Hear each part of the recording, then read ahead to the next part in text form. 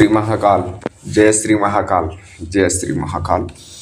हमने जरा से किसी कार्य में बिजी था तो किसी शिष्य ने मैसेज किया कि मंत्र को कैसे जाप किए जाते हैं, कौन से मंत्र किसके लिए चलाए जाते हैं। तो हम इस वीडियो में जरा से आप लोगों को महत्वपूर्ण कुछ जानकारी बताना चाहता हूँ। जानकारी यह है कि देखिए, मंत्र कितने प्रकार के होते हैं। वैसे तो लिपि मंत्र, कुफरी मंत्र, साबरीय मंत्र, सिफली मंत्र, तांत्रिक मंत्र, वैदिक मंत्र, अनेकों मंत्र होते हैं, ठीक है।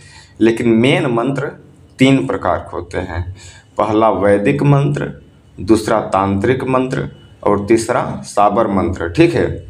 और सबसे पहले जो साधक स्त्री हो या पुरुष हो, जो मंत्र जाप कर रहा है या जो मंत्र जाप करने का तय कर रहा है या तय करना होगा, ठीक है, कि उसको मंत्र जाप करने का संकल्प लेना होता है, ठीक है।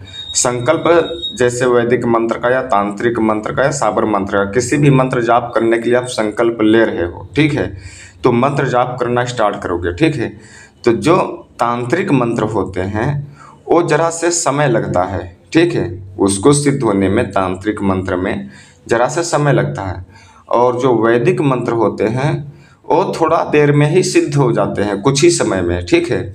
और वैदिक मंत्र जो होते हैं वो जितने टाइम का संकल्प लिया है उतने टाइम पर हर मंत्र मतलब सिद्ध होते हैं। वैदिक मंत्र लेकिन जब सिद्ध हो जाएगा तो उसका असर मृत्यु टाइम तक के रहेगा। जब तक कि आप मर नहीं जाओगे तब तक के वैदिक मंत्र आपके साथ रहेगा, ठीक है। वो कभी उसका असर समाप्त नहीं होता है, ठीक है।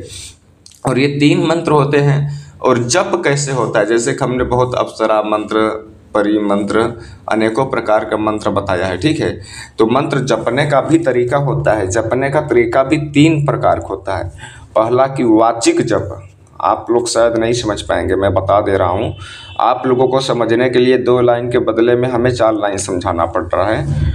पहला होता है वाचिक जप, दूसरा होता है मानस जप और तीसरा होता है उपासु जप। जैसे कि पहला नंबर है वाचिक जप। वाचिक जप का मतलब क्या होता है, मतलब तेजी तेजी शब्दों में मंत्र जाप करो, यानी ऊंची आवाज़ों में, ऊंचे स्वर में, ठीक है, उससे बोलते हैं वाचिक जप, ठीक है। और जो भी अगर कोई मानस जप जाप करता है, मानस जप का मतलब क्या हुआ, मैं आपको बता दूं कि आपको मन मन में ही मंत्र जाप करेंगे, ना ओठ हिलेगा, ना जीभ हिलेगा, ना आवाज़ निकलेगा, खाली आज्ञा चक्र पे अपने माइंड में मन मन में ही अंतर्ध्यान में ही मंत्र जाप करेंगे, उससे कहते हैं मानस जप करना, ठीक है।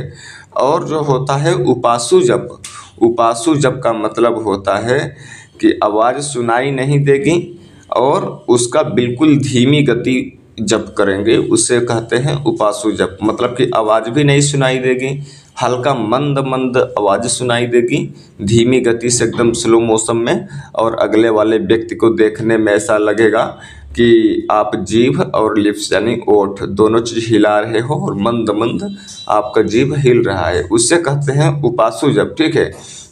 अगर कोई भी मंत्र अगर आपने उसके जप करना चाहते हो, कोई वशिष्ठ सिद्धि है, विशिष्ट सिद्धि है, या तो फिर कोई बहुत इम्पोर्टेंट कोई साधना है, तो वो मंत्र जाप करने के लिए किसी भी स्वर में, मतलब कि चाहे वाचिक स्वर में, चाहे मानस स्वर में, चाहे उपासु स्वर में, ठीक है, चाहे कोई भी मंत्र, वैदिक, तांत्रिक, साबर, कोई भी मंत्र, कोई सी भी स्वर में, चंद्र ग्रहण या सूर्य ग्रहण या दीपावली या अमावस्या के दिन या रात का मंत्र जाप किया जाए तो वो शीघ्र ही फलदायी होते हैं।